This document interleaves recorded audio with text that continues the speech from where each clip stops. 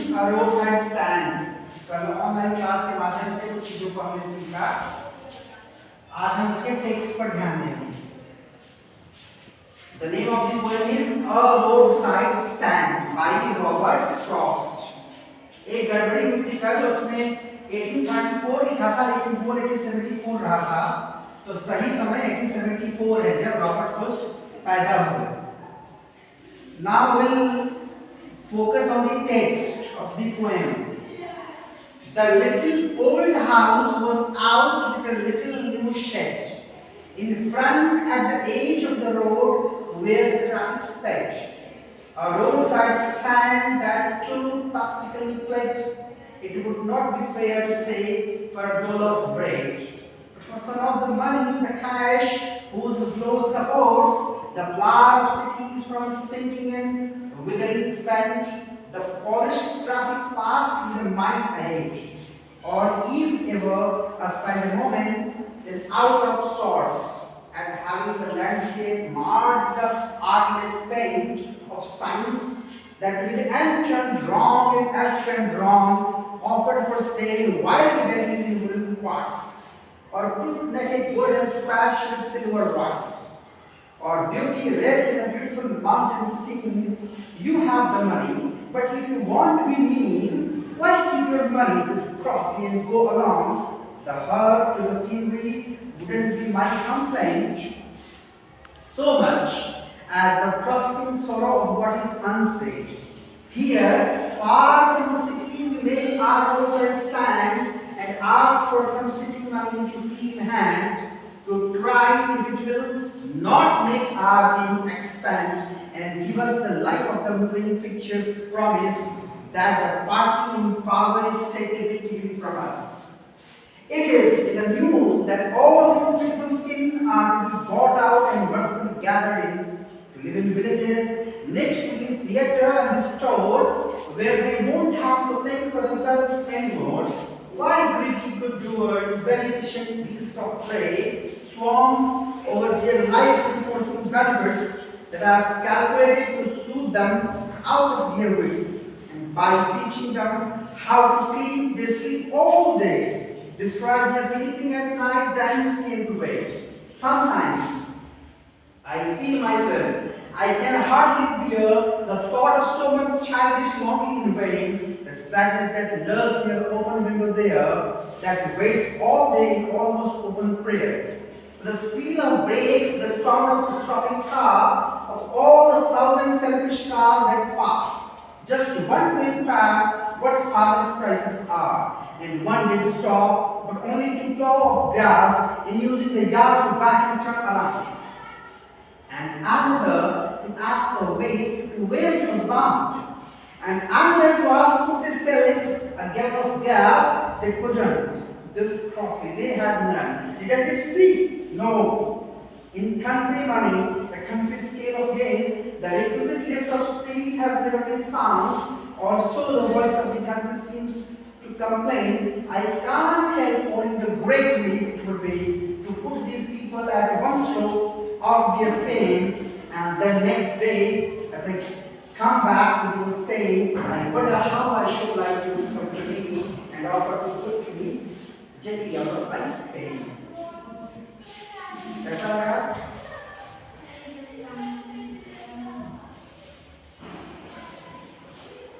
कविता को कविता की तरह पढ़ना होगा, थोड़ा सा लय में लाना होगा। सुनने में कैसा लग रहा था? समझ में आ रहा हो या नहीं आ रहा हो? सुनने में कैसा लग रहा था? अंग्रेजी अच्छी लग रही थी कानों में? कई बार ऐसा होता है, संस्कृत के श्लोक जो आपको समझ में नहीं आते, लेकिन जब कोई पढ़ता है ढंग से तो कानों को अच्छा लगता है। सर्वे भवन्तु सुखिनः, सर्वे सन्तु निरामयाः, सर्वे भद्राणि पश्यन्तु मा कश्चित् दुर्भाग् भवेत्। ये लय है ना? तो जब आप लय कुछ पढ़ते हैं, रिदम को पढ़ते हैं, तो कानों को बड़ा सूदिंग लगता है, कानों को बड़ा अच्छा लगता है। तो हम थोड़ी सी टेक्स्ट के बारे में चर्चा करेंगे। कल शुरुआत हो गई थी इसकी। The little old house was out of the little new shed. छोटा सा घर, एक छोटे से शेड के साथ बना हुआ, वही का मैंने कहा झोपड़पट्टी टाइप, छोटा सा पुराना घर है in front of the edge of the road with the traffic speed. कहां पर है? वो सड़क जहां से ट्रैफिक बहुत तेजी से आती जाती है, लोग आते जाते हैं अपने व्हीकल से, और उसी सड़क के किनारे एक छोटा सा घर है। A road side stand at two particularly placed, और वहीं पर रोड साइड स्टैंड बना हुआ है, क्या स्टॉल बना हुआ है, तो सामान बेचने के लिए। पैथेटिकली प्लेट का मतलब बहुत बुरी दशा में है, और पैथेटिकली प्लेट में प है, पीपी साथ में आ रहा है, तो यहाँ पर एल्क्वेशन यानी अनुप्रास अलंकार है। It would not be fair to say for a doll of bread, but for some of the money। हम अगर कहें कि केवल कुछ रोटी कमाने के लिए वो, शायद नहीं, कोशिश है उनकी कुछ पैसे मिले उनको। But for some money of the cash whose flow supports the large cities from sinking withering faint। यानी चाहते हैं वो स्टॉल जिसने लगाया है, उनका मानना है कि कुछ पैसे अगर शहर से मिल जाएं, शहर से आने जाने वालों से कुछ पैसे मिल जाएं, वो उन्हीं कुछ सामान खरीद लें तो कुछ पैसा मिलेगा। तो पैसा मिलने से क्या होगा? उनकी इकोनॉमी थोड़ी ठीक होगी और उनका जीवन थोड़ा बेहतर होगा। क्योंकि आप जानते हैं, जैसे गांव भर में रहने वाले बच्चे ये तो समझते ही हैं कि आपके पास अगर खेत है तो खेत से आपको अनाज मिल जाता है, तो क्या अनाज सीधे खा लेते हैं आप? नहीं। उस अनाज, आपके पास गेहूं है तो उसको पिसवाना पड़ेगा, पिसवाने के लिए पैसा चाहिए। आपके पास सरसों है तो तेल ऐसे नहीं मिल जाएगा, उसको उसकी पेराई होगी तब तेल मिलेगा। मान लिया कि आपके पास आटा चावल हो गया उपलब्ध, लेकिन या आपने सब्जी उगा ली, तो क्या सब्जी उगा लेने पर से सब्जी खा पाएंगे आप? उसको बनाने के लिए उसमें तेल, हल्दी, मसाला, नमक चाहिए कि नहीं चाहिए? अब नमक तो घर में पैदा नहीं करेंगे आप, नमक के लिए तो आपको पैसा चाहिए। यानी आप अगर कृषि उत्पादक हैं, अगर आप फार्मर भी हैं, किसान भी हैं, तो भी आपको अपना खर्चा चलाने के लिए कुछ पैसे तो चाहिए। नॉर्मली होता क्या है, गांव घर में रहने वालों के लिए जब कोई कहता है कि हमको खर्च के लिए पैसा चाहिए, तो सामने वाला गांव में रहते तुम्हारा क्या खर्चा है? तुमको क्या रूम का भाड़ा देते हैं? तुमको क्या अनाज का पैसा देना है? तो अनाज का पैसा, रूम का भाड़ा न देना हो, पानी का पैसा न देना हो, लेकिन और भी बहुत सी चीजें हैं। अब केवल गांव में आपका घर के रहने से सब कुछ थोड़ी हो जाएगा। जैसे अगले को ठंड आ रही है, तो केवल घर रहने से सुरक्षित हो जाएंगे क्या? आपके पास अच्छा कंबल होना चाहिए, आप बाहर निकलते हैं तो आपके पास अच्छे ऊनी कपड़े होने चाहिए। वो कहां से आएगा? पैसे से आएगा। तो पैसे की जरूरत तो है, तो वही है। इससे क्या होगा कि वो डूबने से बचेंगे। डूबने से बचने का मतलब है उनकी जिंदगी धीरे धीरे पार होगी, उनका भी खर्चा चलता रहेगा। The polished traffic pass with the mind ahead or aside a moment with outer source। तो लेकिन ट्रैफिक का क्या है, लोगों का क्या है? रोक दीजिए, जो टूट गया। क्या रहा है कि लोग एक तो रुकते नहीं हैं, जो रुकते हैं वो क्या करते हैं? वो कंप्लेन करने के लिए रुकते हैं। कोई बोर्ड लगा हुआ है एन और एस का, नॉर्थ साउथ का, तो कुछ टेढ़ा है, उसको बताने के लिए लोग रुकते हैं कि ये ऐसा है तो ये दिक्कत कर रहा है। और of signs that with and turned wrong, as turned wrong, offered for sale while there is wooden parts। Wooden part का मतलब है ठेला, ठेले पर वाइल्ड बेरीज बेचने के लिए रखी हुई हैं, या क्या रखा हुआ है? और crook naked golden splash with silver words, और beauty rests in beautiful mountain sea। You have the money। तो कह रहा है, रॉबर्ट फ्रॉस्ट कह रहे हैं कि शहर से गुजरने वालों, तुम्हारे पास पैसा है, इसका मतलब ये नहीं कि तुम कमीनेपन पर उतारू हो जाओ। Don't be mean, mean मतलब कमीना। नालायक। Why keep your money and go along? The heart to the simply wouldn't be my complaint. तो ये देख करके क्या कंप्लेन एग्जैक्टली करना चाहते हैं Robert Frost? So much as the trusting sorrow of what is unsaid, here far from the city we make our roadside stand. शहर से दूर स्टॉल लगा हुआ है, ask for some city money to feel in hand. हम चाहते हैं कि शहर से कुछ पैसा, शहर वालों को कुछ पैसा हमें भी मिले, to try if it will not make our being expand, give us the life of the moving pictures promise.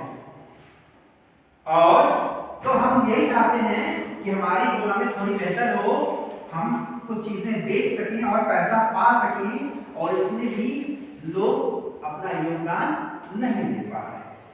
It is in the news that all these pitiful kin are to be bought out and mercifully gathered in. और कह रहा है कि अभी news आई है कि ये सब हटा करके कुछ इनके लिए अच्छी व्यवस्था की जाएगी। कौन करेगा? सरकार करेगी, सरकार करेगी। To live in villages next to the theater and the store, क्या होगा?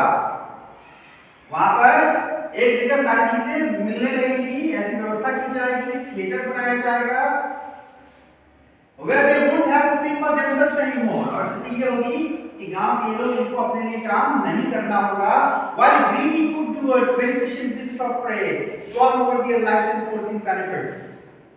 और फिर ये अपना काम अपने से नहीं कर पाएंगे, फिर ये दूसरों पर डिपेंड हो जाएंगे। While greedy good doers beneficent beasts of prey swarm over their lives enforcing benefits that are calculated to suit them out of their wits. तो जब आप अपनी चीजें दूसरों को दे देते हैं या दूसरे आपके मालिक बन जाते हैं, तो फिर आप अपने हिसाब से चीजों को नहीं गवर्न कर पाते, फिर आप सिक्योरिटी गुलाम हो जाते हैं। And by teaching them how to sleep they sleep all day. और कहना नहीं चाहिए लेकिन ये भी एक सच बात है। मान लीजिए कि कोई अगर किसी को कहे कि चलिए आप परेशान ना होइए, आपको खाने को नहीं मिल रहा, हम आपको मुफ्त में अनाज उपलब्ध करवा देते हैं। तो मुफ्त में खिलाने की आदत अगर आप किसी को डाल देंगे तो फिर क्या होगा? फिर उसको सोने की आदत हो जाएगी और वो सोना ही चाहेगा। और अगर कोई सोना ही चाहेगा तो इससे आप उसका विकास नहीं कर रहे हैं, आप उसका विनाश कर रहे हैं। यहाँ पर एक चीज करके रुकेंगे हम समझने के लिए, इसीलिए बार बार कहा जाता है, आप लोगों को मैं समझाता हूँ लेकिन समझ में नहीं आता। आज तो संख्या भी आपकी काफी कम है। नॉर्मली कुछ लोग जब आपकी मदद करते हैं, जैसे मान लीजिए नकल करते हैं, जो आप नकल करके परीक्षा देते हैं, तो जो आपको नकल कराता है आपको लगता है कि वो आपका मित्र है, वो आपका हेल्प कर रहा है, तो लगता है कि मुझसे बड़ा शुभ चिंतक कोई आपका नहीं है। या कोई टीचर भी अलाउ कर देते हैं कि ठीक है अपने से कर लो जो करना है। ये लोग आपके शुभ चिंतक नहीं है। इसलिए नहीं है क्योंकि इन्होंने क्या किया, अभी आपकी हेल्प कर दी और आप रिलैक्स हो गए। जैसे ही आप रिलैक्स हो जाएंगे आप अपना एफर्ट लगाना छोड़ देंगे, और जैसे ही आप अपना एफर्ट लगाना छोड़ देंगे फिर आप किसी लायक नहीं रह जाएंगे। आपको बताऊं एक दौर था यूपी में जब स्व केंद्र हुआ करता था। स्व केंद्र का मतलब होम सेंटर, जैसे अभी तो बच्चियों का रहता है, यहाँ पर तो सेंटर नहीं है तो नहीं रह पाता, नहीं तो जहाँ पर विद्यालय ठीक ठाक अवस्था में है, जहाँ दिवाली वगैरह है, वहाँ लड़कियों का सेंटर कहीं और नहीं जाता है। तो हमारे समय के पहले भी स्व केंद्र हुआ करता था। स्थिति ये हो गई थी कि न तो लड़कियों का सेंटर कहीं जाएगा न तो लड़कों का कहीं जाएगा, अपने ही विद्यालय पर सेंटर रहेगा। और उस समय रिजल्ट में बम्पर बढ़ोतरी हुई, खूब बढ़िया रिजल्ट बना। लड़कों को, लड़के लड़कियों सबको पता था कि होम सेंटर है, बहुत पढ़ने की जरूरत नहीं है, सब हो जाएगा, और सब हुआ। लेकिन उसका दुखद परिणाम ये आपको बताऊं कि अच्छे पढ़ने वाले बच्चे भी पढ़ना छोड़ दिए, और आज भी वो बेरोजगार है। ज्यादा, सभी तो नहीं। तो अभी क्या है, नकल करके 10वीं 12वीं पास कर लिया, लेकिन बाद में कोई ढंग की नौकरी करने का मन अगर करे तो उसके लिए आपको कंपटीशन देना पड़ेगा, वहां पर नकल होती नहीं। आपको नकल करने की आदत है, आप वही सोचते हैं कहीं से मिल जाए मौका और वहां पर मौका मिलेगा नहीं, तो क्या होगा? आप पढ़े लिखे बेरोजगार रहेंगे, क्योंकि आपको कॉम्पीट करना आता ही नहीं है, आपको पढ़ाई करने आती ही नहीं है। तो न पढ़ेंगे ना तो एग्जाम क्वालिफाई करेंगे ना तो नौकरी उस ढंग की मिलेगी। तब फिर कहीं पर प्राइवेट जॉब करने जा करके सिफारिश करा करके, या तो ऐसा ही कोई ठेला खोलेंगे जिसके बारे में आप पढ़ रहे हैं, कहीं मजदूरी करेंगे। होता है, मैं आपको बार बार चीज बताता हूं, हमारे साथ के कई मित्र ऐसे हैं जिनसे जब बातें होती हैं पता चलता है कुछ हजार कमा करके अपने परिवार का खर्चा चला रहे हैं, बात करने पर बस यही बोलते हैं कि यार गलती हो गई, कोई समझाने वाला नहीं था, पढ़ लेना चाहिए था, पढ़ नहीं पाए।